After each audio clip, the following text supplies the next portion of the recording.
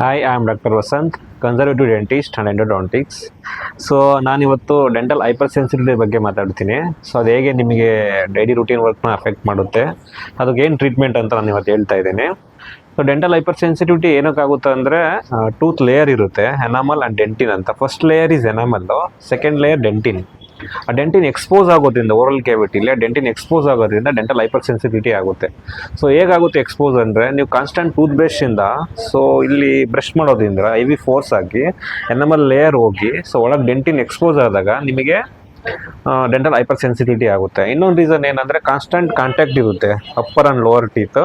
So ಈ ಥರ byte ಮಾಡುವಾಗ, ಸೊ ಈ ಥರ ಗ್ರೈಂಡ್ ಮಾಡುವಾಗ, ಸೊ ಎನಾಮಲ್ ಇರೋ ಅಪ್ಪರ್ ಲೇಯರು ಅದು ಅಪ್ಗ್ರೇಡ್ ಆಗುತ್ತೆ, ಸೌದೋಗುತ್ತೆ. ಸೊ ಡೆಂಟಿನ್ ಒಳಗಡೆ ಎಕ್ಸ್ಪೋಸ್ ಆದಾಗ ನಿಮಗೆ ಡೆಂಟಲ್ ಹೈಪರ್ ಸೆನ್ಸಿಟಿವಿಟಿ ಆಗುತ್ತೆ.